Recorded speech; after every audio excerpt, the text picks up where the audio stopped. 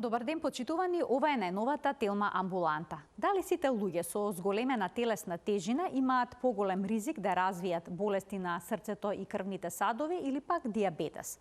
Постои ли здрава дебелина? Зошто е најопасна дебелината на стомакот, стомачата дебелина, односно така наречените висцеларни масти? Како да се намалат килограмите? Има ли некои терапии кои што се базирани на лекови, кои што го контролираат апетитот, односно Центарот за ситост и глад?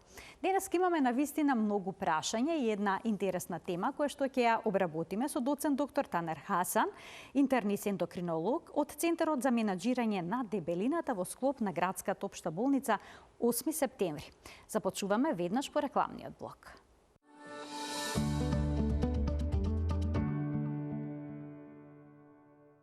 Со доцент доктор Танер Хасан, ендокринолог од Градската општа болница 8 септември од Центарот за менаџирање дебелина, денес разговараме за начинот на кој што можеме да се справиме со овој проблем. Докторе, добар ден, добре дојдовте повторно во студиото на Телма. Добар ден, добро ве најдов, фала ви за поканата. Кога ќе погледнеме стари фотографии од плажите, од 60-тите, 70-тите, 80-тите години од минатиот век, можеме да забележиме дека речиси и да нема дебели луѓе, односно луѓе со прекумерна тежина. Што се случи во меѓувреме? За сликата вака драматично да се промени? Значи, во право сте, во светот денеска имаме една голема пандемија, што се вика, значи завршивме со корона, меѓутоа почнува пандемијата на обезноста, односно дебелината. Во светот последниве 20-30 години веќе имаме подем на пациенти и луѓе со дебелина. Претhodните до 80-тите години, како што кажавте и вие, пред да се развие електрониката, сите овие електронски алатки што ги користиме во секојдневниот живот, до тогаш физичката активност кај луѓето било многу повеќе и затоа и малку и телесната тежина кај овие пациенти, кај луѓево била многу помала. Така и можеме да видиме, тука има фотографии. Да, имаме тука убава слика и фотографии од порано. Така да најчесто најголем удел во ова има физичката активност и исхраната.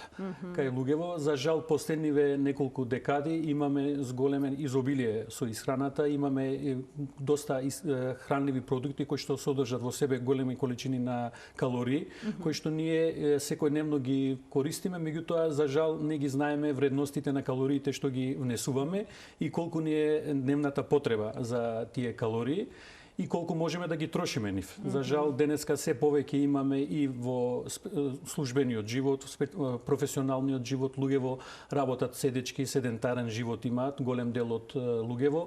Исто така користиме калорична исхрана, кој што представува според една студија, тоа е мета-анализа направена во Соединетите држави, кој што кажува дека внесуваме калории 3 пати повеќе отколку што можеме во текот на денот да ги изгубиме тие калории. Главната причина е ова, сепак ние прифаќаме дека ова е мултифакторијална, дека не е само исхраната и начинот на живење, единствени причини не се само тие, туку и причините може да бидат и на генетска основа и некои други метаболни болести кои што како секундарен ефект можат да предизвикуваат обезност кај луѓево. Меѓутоа сепак физичката активност и исхраната сепак остануваат доминантната причина, клучните фактори за појава на дебелина. Некаде прочитав дека жените се почесто тие кои што се дебели, а мажите се прекумерно ухранети. Па постои ли навистина ваква дистинкција?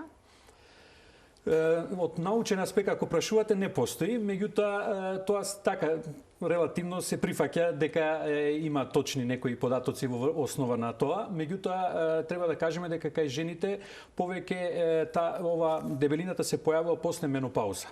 Во споредба кај мажите кој што може да се појави и многу порано, пред да влезат мажите во андропауза, обратно на менопауза, меѓутоа кај жените сепак во текот на репродуктивниот живот поради некои хормони како што е на пример естрогенот, нив ги штитат жениве од дебелина и од метаболни параметри да се нарушат кај женската популација, меѓутоа тоа не е случај кај машката популација.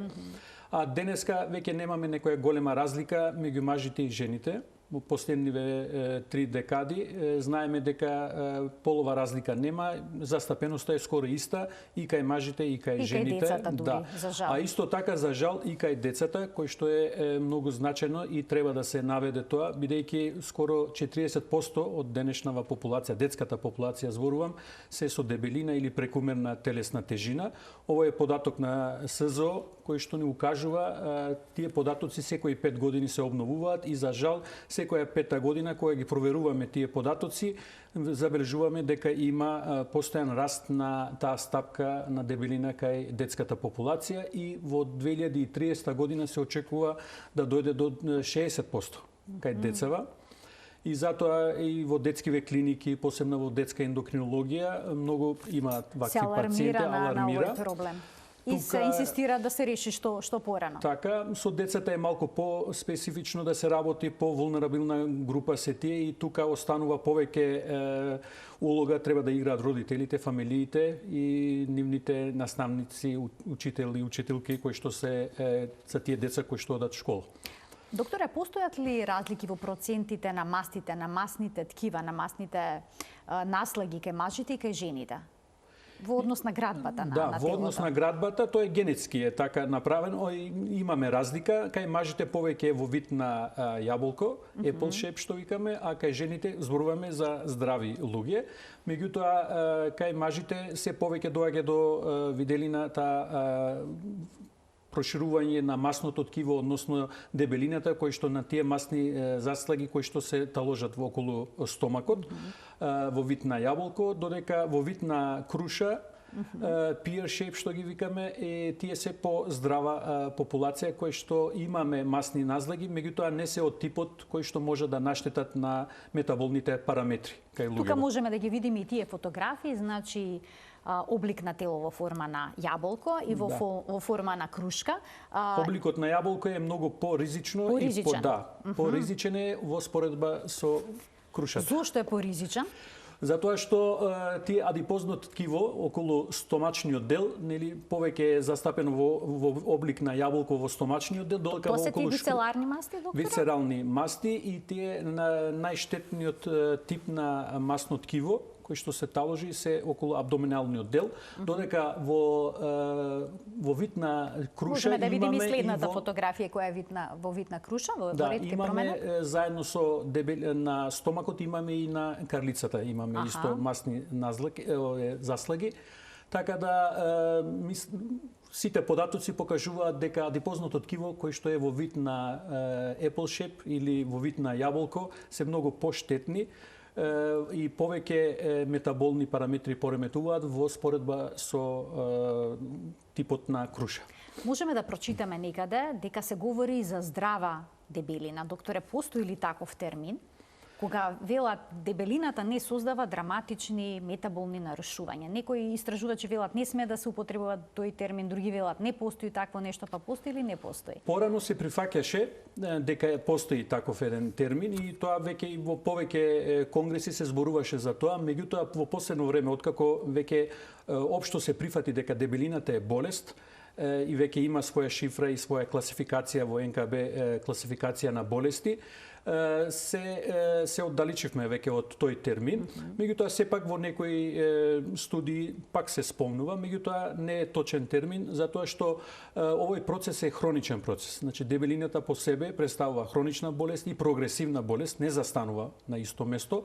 Меѓутоа ако не се превземаат мерки да се промени начинот на живењето или фармаколошка терапија, нешто ако не се користи, тогаш процесот прогресира и како ќе се прогресира се влошуваат параметрите, посебно на метаболните параметри, така да на почетокот дел од пациентите, посебно кај младите, тие метаболните параметри може да бидат во референтни граници покрај тоа што има дебелина, но тоа не значи дека тоа ќе остане така целиот живот, туку за многу краток временски период, а тоа веќе знаеме за 4 до 5 години, тие метаболни параметри се влошуваат, настанува појава на сериозни метаболни нарушувања во телото, кои што после тоа е многу тешко да се превенира или да се лекува болеста, бидејќи сите клетки, посебно на масните клетки и некои други ендокрини клетки, ти имаат меморија, метаболна меморија, што викаме, ги памтат време траењето на кога биле метаболните параметри нарушени и во кој временски рок тие биле нарушени, и затоа вие и после тоа и за месец-два да ги регулирате тие параметри, сепак клетката останува со таа, се враќа на таа старата меморија и треба барем толку време да помине за да клетката прифати дека има, научи дека здравата состојба или нормалната состојба е поинаква од она што било порано. А кои се најчестите метаболни нарушувања кои што се јавуваат како резултат на дебелината, пред се на стомачната? Да. Најчеста појава е појава на дијабетес кај овие пациенти, хиперлипидемија, дислипидемија, неколку типови на липидемии има кај овие пациенти. Исто така имаме кардиоваскуларни заболувања, најчести и кои што е најголемата смртност кај овие пациенти потекнува токму од кардиоваскуларните болести, макроваскуларни болести се нарекуваат. Периферна артериска болест, со нозете, стапалата имаат проблеми, со проширени вени најчесто имаат проблеми. Мозочни удари многу често има појава кај овие пациенти. Исто така имаме појава на малигни болести, кои што веќе денеска општо е прифатено дека има голем број на малигни болести кои што директно може да бидат поврзани со дебелината, меѓу нив и карцином на дебело црево, карцином на панкреас, исто така на желудник, кои што се многу често застапени и за жал имаат многу лоша прогноза. Покрај тоа имаме Алцајмерот. Тоа треба да напоменеме, веќе се наоѓаат голем број на студии има во светот, истражувања кои што покажуваат врската меѓу дебелината и Алцајмерот. Кога ќе зборуваме за терапијата, веќе таа терапија што се користи за третирање на дебелината, денеска веќе е во граница за да се користи, ќе добие дозвола скоро време, да се користи во терапијата на Алцајмерот кај пациентиве, и затоа тоа е една новина која што очекуваме за 5 до 10 години веќе рутински да почне да се употребува. Исто така психијатриски други проблеми, депресијата е многу честа кај овие пациенти.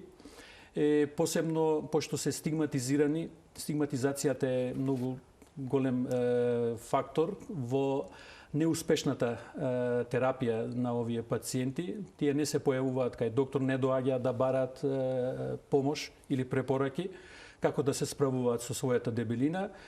Изолирани се и од јавноста, и од здравствените установи, и така да тешко е да се убедат овие пациенти дека се работи за болест кој што треба да се третира и дека за тоа треба да бидат упатени на лекар кој што се занимава со оваа проблематика и според препораките на лекарот да прима терапија или физичка активност да се промени или да се регулира и сраната да се балансира. Имаме неколку методи со кои што можеме да им помогнеме на тие пациенти. И затоа се препорачува сите водичи во светот на обезноста и во Соединетите држави и во Европското здружение веќе се прифаќа дека тука треба да се активираат повеќе специјалности здравствени, не само ендокринологија, туку и други специјалности како психијатри, психолози, нутриционисти, гастроентеролози, кардиолози, исто така ортопеди. И затоа цел тим. И затоа во Сдруженијата за обезност веќе се вклучени сите доктори од сите афели. Не е само болест на ендокринолозите, туку е болест на сите доктори, посебно на матичните лекари кои што се прв на удар со овие и први ги гледаат овие пациенти.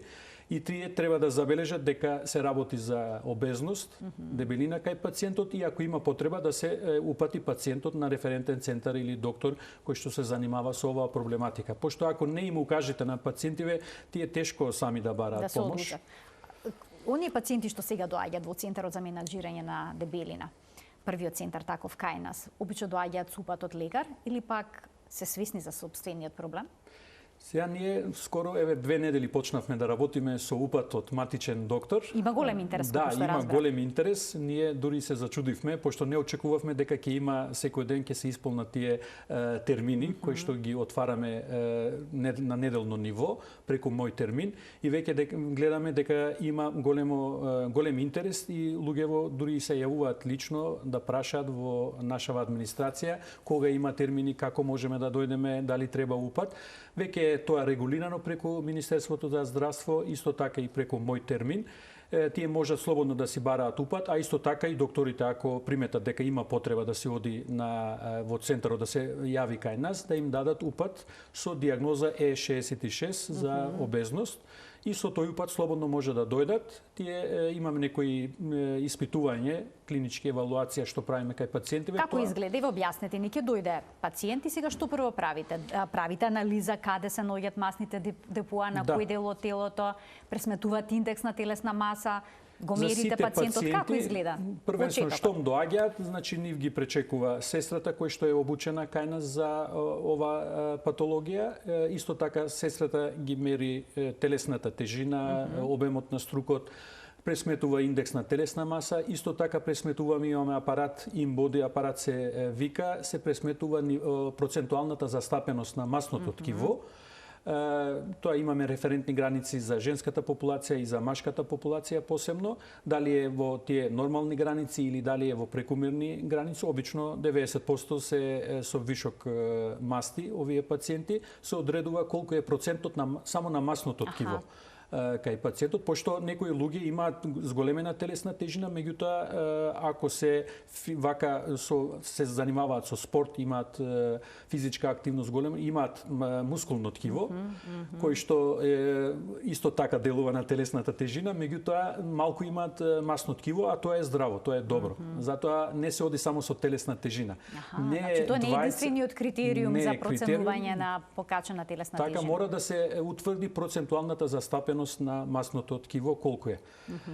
И затоа таа машина ни служи за тоа. Со тоа се одредува масното ткиво. После тоа еднаш неделно, веќе од следната недела почнуваме, ќе имаме предавање за овие пациенти кои што се заинтересирани да слушаат предавање од нутриционист за тоа како треба еден човек, здрав човек да се исхрани или пациенти што со дебелина, како треба да внимаваат, да водат сметка за својата исхрана, да пресметат калории, да знаат во јадењето или во оброкот колку калории има, колку јаглени идрати има или масти.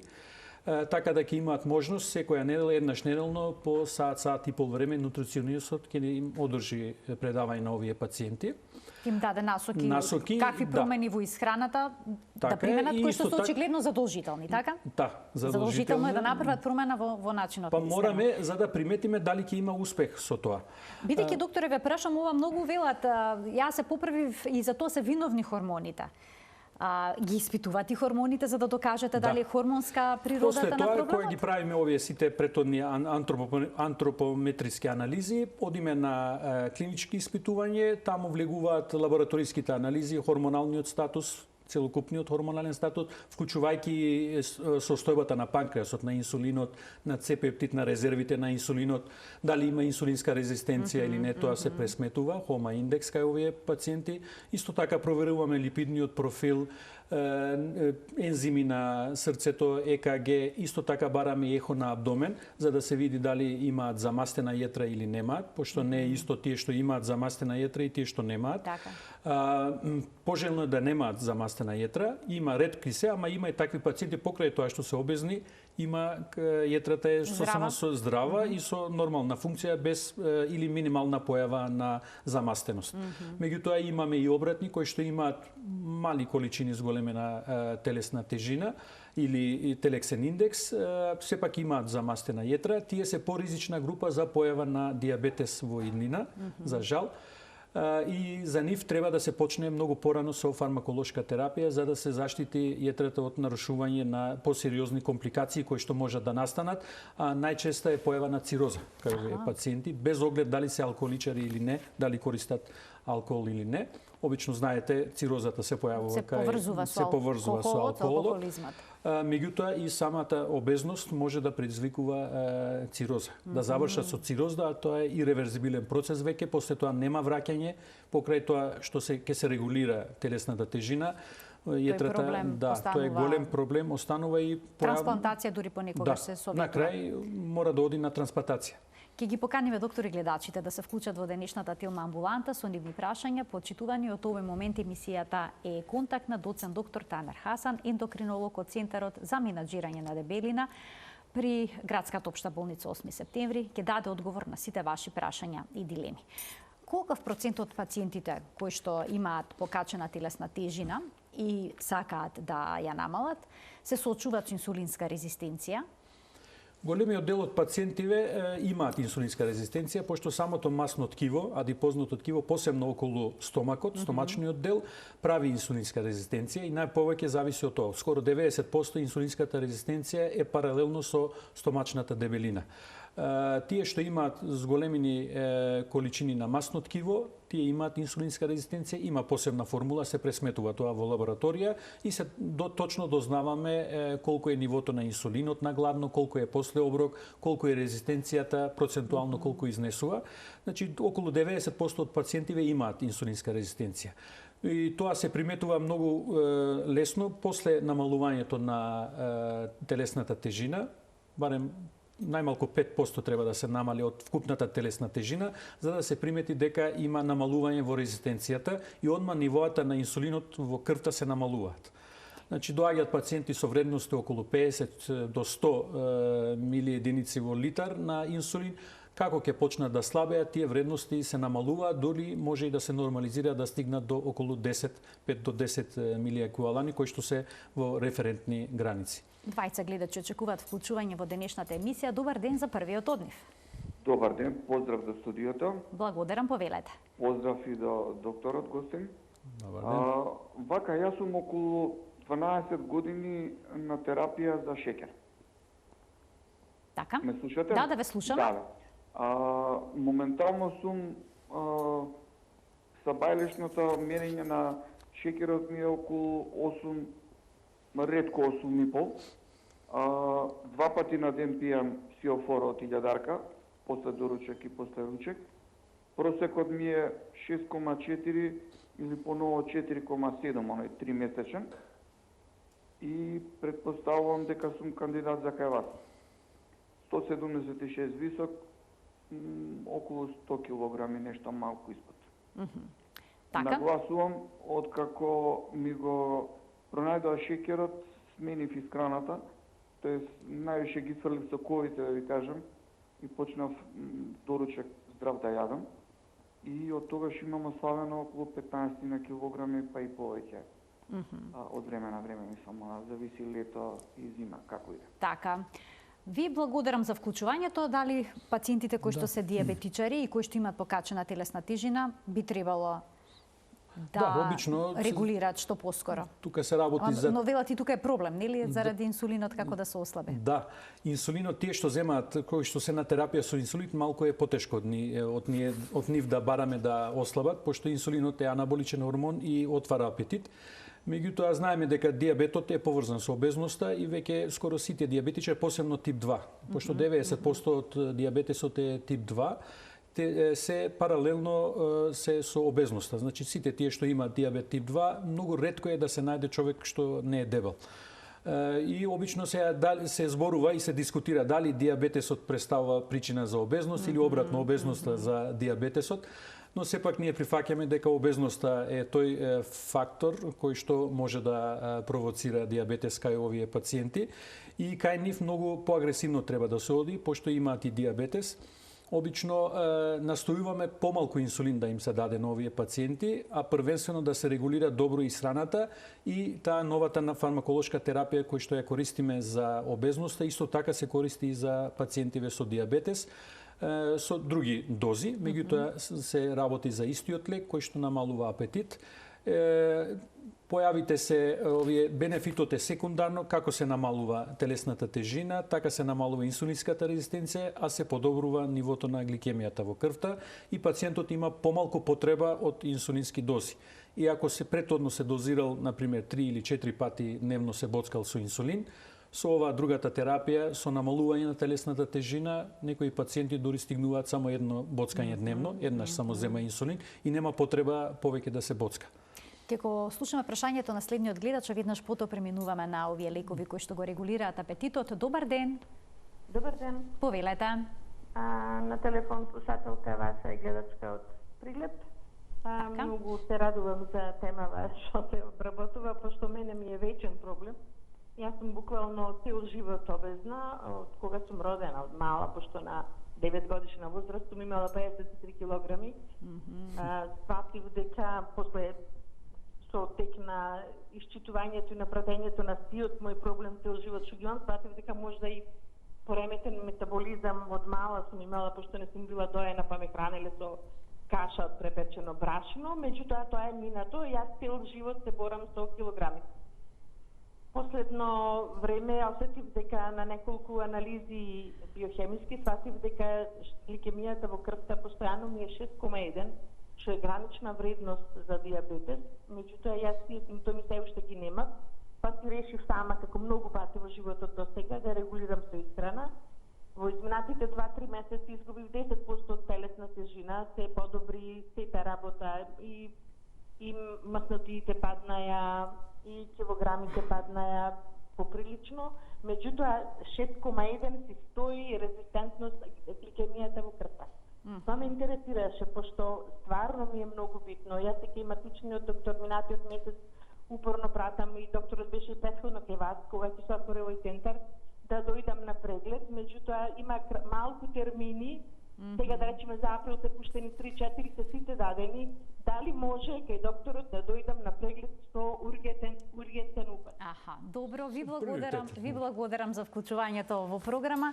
Некој овој проблем си го доживуваат доктори како ургентен и сакаат брзо да го решат, па како од има ли таков начин? Да, ургентна состојба не е, пошто е хроничен процес. Може да, ако не може да најдат регуларен термин, може слободно со приоритетен термин, нека дојдат во текот на недела дена, ќе биде прегледана, еве кај мене, слободно може нека дојде. За диабетот обавезно треба да прима терапија, иако е 6,1 гликемијата, како што кажува гледачката, треба да се нормализираат гликемиските вредности. Ако има потреба за друга терапија за обезноста, ќе биде препорачена и за неа дека треба да зема од таа терапија да користи. За оние кои што имаат проблем со килограмите, велате дека многу е тешко да се регулира апетитот. Што го регулира апетитот? Постојат ли такви хормони? Има хормони кои што регулираат апетитот, тие најповеќе се во врска со хипоталамусот и од таму потекнува. Тој хипоталамичниот дел од мозокот е одговорен од ситоста кај човекот. Исто така и желудникот лачи хормони, исто и цревата хормони лачат, кои што овозможуваат човекот да се чувствува гладен или сит. Дел од тие хормони кои што веќе имаме во физиолошки кај секој човек, тие играат улога и во терапијата на пациентиве. Веќе денеска таа терапија што ја користиме е токму потекнува од овие нормални физиолошки хормони што ги имаме во телото, меѓутоа со промена на нивниот ефект, односно со пролонгирање на нивниот ефект. Природните хормони тие имаат ефект кој што трае неколку минути и после тоа човекот да се чувствува пак гладен. Меѓутоа со новата моноклонална технологија ефектот на тие хормони се пролонгира, кај некои медицински агенции се пролонгира до 24 часа, кај дел од овие агенции се пролонгира за недела дена, така да пациентите кои што ја користат оваа терапија можат да се чувствуваат сити во текот на целиот ден или за неколку дена ако ја прима таа терапија со пролонгирана дејство. Како се зема терапијата? Терапијата имаме таблетарна терапија, исто така има и инјектабилна терапија која што се аплицира подкожно. Веќе во Македонија имаме терапија која што се користи, за жал уште не е на позитивна листа, меѓутоа има во аптекиве, може да се најде. Субкутано се аплицира секојдневно, лираглутид се влика лекот. Има различни дози, со мала доза почнуваме, неделно ниво се зголемува дозата. Меѓутоа во светот има и други фармаколошки агенции, како што е од видот на таблети на семаглутид. Исто така имаме и друга неделна терапија, исто од семаглутидот, кој што еднаш неделно се аплицира кај пациентиве. А во Македонија се е одобрена само лираглутидот. Меѓутоа и лираглутидот има доста голем ефект и успешен ефект. Во последно време гледаме за жал низ социјалните мрежи некои лажни или неточни податоци, да кажеме, за употребата на овој лек, дека може да предизвикува некои нуспојави, други компликации здравствени. Тоа не е точно, бидејќи со години, веќе 4-5 години наназад се користи овој лек. Ниеден случај до сега не сме имале, ниту ние, ниту во светот не е покажан дека може да поттекнува од аплицирање на овој лек. Доста е сигурен лек и кај диабетичарите, пошто претhodно овој истиот лек се користеше кај диабетичарите. После тоа се примети дека се намалува телесната тежина и после тоа се беше пренасочено само за обезните пациенти или диабетес заедно со обезност. И затоа јас апелирам на пациентиве и посебно и на другите гледачи кои што се интересирани за ваква терапија, ако имаат потреба, ако се постави точна индикација здравствена од страна на докторот, слободно може да се користи. Значи, безбедна е. Колку време може да се користи? Колка временски период може да се дава? Значи, во текот еднаш дневно се аплицира, са бајле наутро, утринските часови. Дали во текот на неколку месеци, години, обично, за да добиеме метаболен бенефит, треба да користат најмалку 3 до 6 месеци. Во просек 6 месеци се користи. Во текот на тие 6 месеци пациентот губи најмалку 10 до 15% од вкупната телесна тежина, а за метаболен бенефит најмалку ни е потребно 5 до 10%, значи постигнува тоа и тоа одма се приметува и од анализите, лабораториските и од другите анализи кои што ги извршуваме кај пациентиве, така да 6 месеци е минимум за да се види ефектот на лекот и бенефитот од терапијата. А може да се пролонгира после тоа, година, 2, 3 користат. Во Америка веќе секој втор, трет, пошто има голема обезна популација во Америка и затоа има голема потреба и поголемиот дел од овие лекови повеќе таму се трошат. За жал во Европа помалку. Некогаш во некој период може да бидат и дефицитарни. Имам уште еден гледач, ќе го вклучиме во програма, ќе му дадеме предност. Добар ден. Добар ден. Повелете. 2008 година преживеав мозочен удар. И тогаш почна моето дебелење. Минатата година во април ми диагностицира рак на дојка и оперирана сум. Тежината сега ми е некаде околу 160 и ми прави многу големи проблеми. Така. И сега на терапија сум и за мозочен удар и примам хемотерапија. Аха, истовремено. Па ви интересира, предпоставам, дали може да се преземе нешто, некоја дополнителна ваква терапија за да си го решите проблемот со вишокот килограми. Ви благодарам за вклучувањето во емисијата. Што е со овие пациенти со вакви компликации здравствени или со терапии дополнителни? Тешко е со овие пациенти, посебно во случај со пациенткава, тие што имаат не се препорачува терапија да земат од ваков тип кај пациенти кои што имаат малигни болести. Пошто сепак е хормонална терапија ова и затоа се уште немаме податок за тоа точно дали предизвикува, меѓутоа превентивно не се препорачува кај пациенти кои што имаат малигни болести. За сите други пациенти може да користат и тие што имаат хроничен панкреатит. Зборуваме за зависници од алкохол, тие кои што имаат неколку напати во текот на година или на 2 години на панкреатит, кај нив не се препорачува. Меѓутоа сите други, дури и кај децата веќе почнавме, доби дозвола од FDA од Америка за детска популација над 12 годишна возраст за обезност и веќе се користи. Сигурно за кратко време ќе дојде и во Европа и тука ќе имаме. Значи може слободно да се користи. Меѓутоа со исклучок малигни болести и хроничен панкреатит.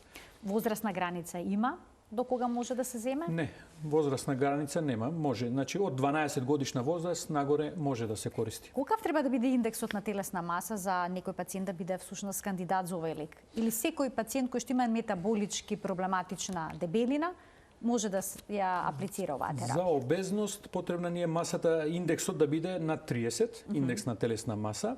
Меѓутоа, тие што се во таа сива зона, например, од 26, 27 до 30, кои што се преобезност, што можеме да ги нарекуваме, тие ако имаат и други компликации, например, кардиоваскуларни компликации, заедно со ова прекомерната тежина, тие можат да користат, без разлика дали имаат над 30, може да користат и на 26 или 27 индекс на телесна маса, ако имаат компликација. Меѓутоа, тие што немаат други компликации, други здравствени проблеми, кај нив потребно е да имаат индекс на телесна маса над 30.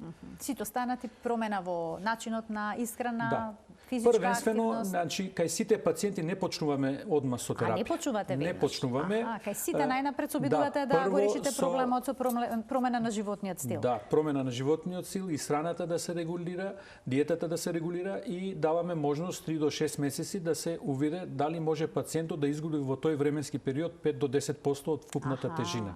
Пошто има пациенти што можат. Ако се мотивираат, убаво, и ако имат поддршка од здравствениот персонал, од фамилијата нивна, и ако е малку трудолюбив, може да изгуби. Меѓутоа, тие што немаат можност да губат 5 до 10% во тој временски период, тогаш одиме на втора линија, таа е фармаколошката терапија, или евентуално и таму, ако немаме успех, тогаш последната опција ни останува хируршкиот зафат, односно баријатрична хирургија или метаболична хирургија, кој што веќе зеде многу голем замав во светот, за жал.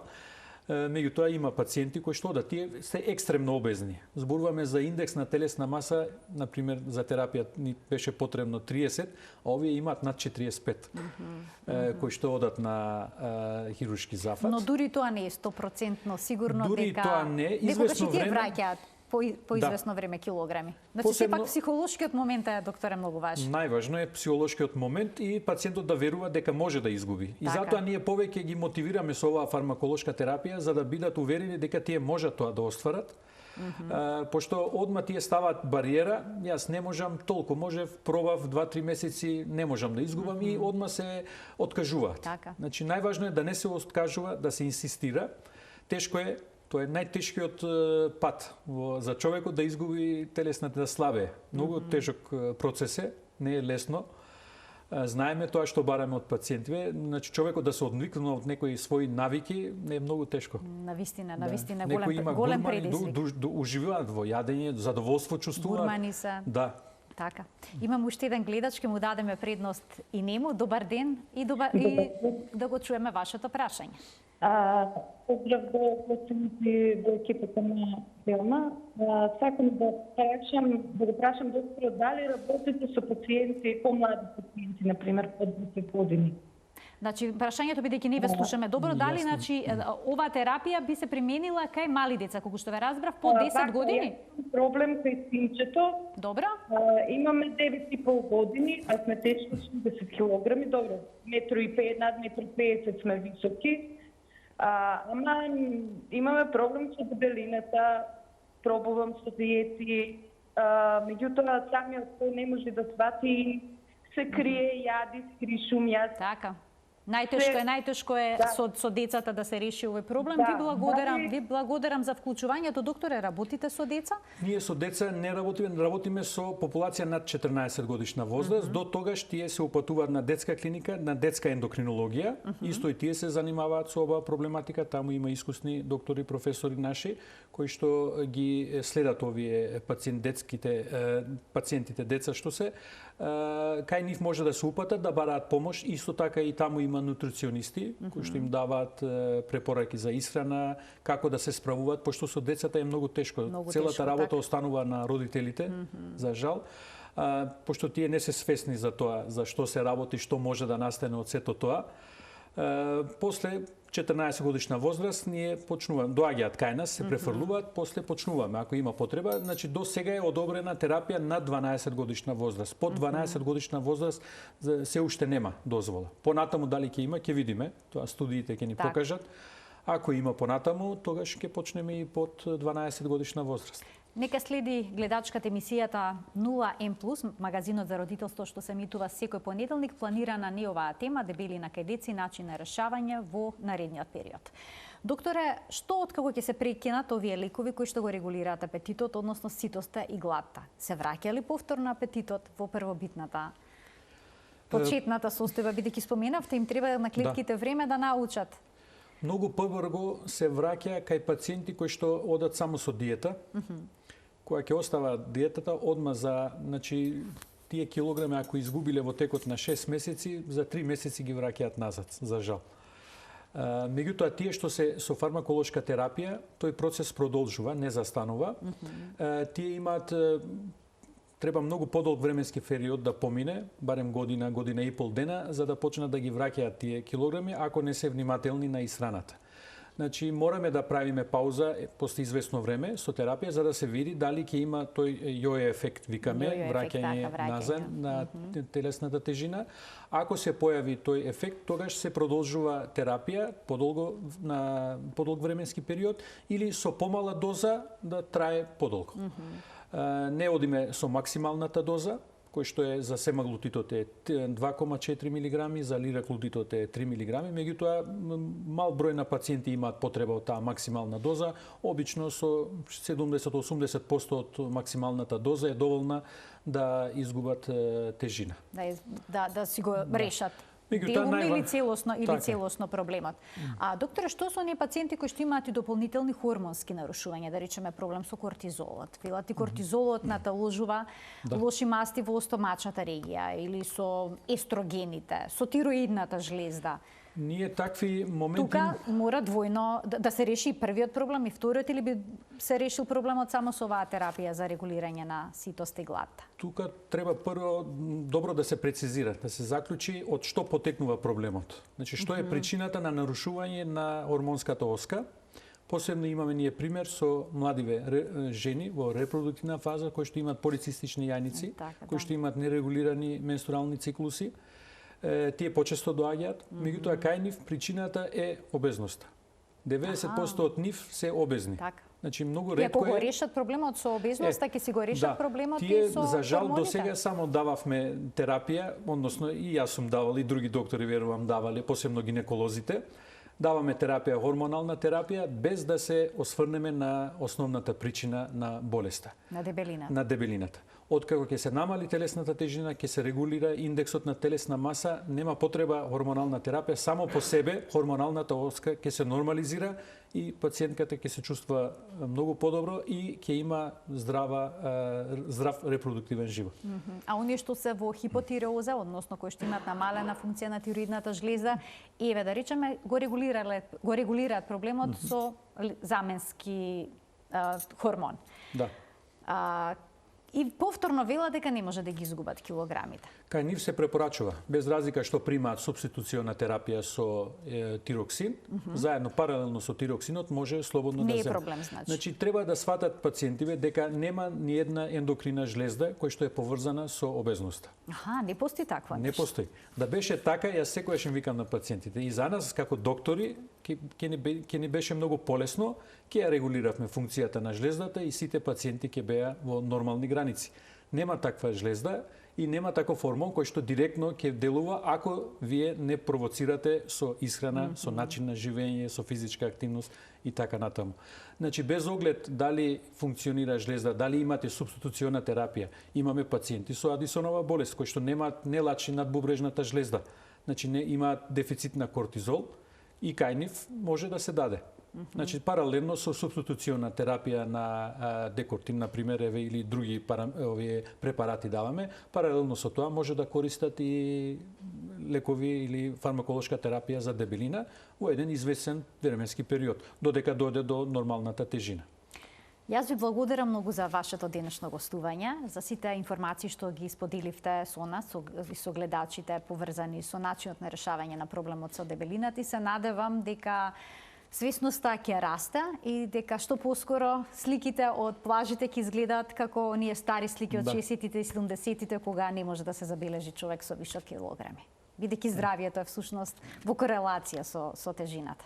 Ви благодарам јас за можноста што ми овозможите и вие имате исто така голема функција како медиуми за подигнување на свеста на популацијата дека обезноста представува болест и дека треба да се упати на лекар да бараат помош.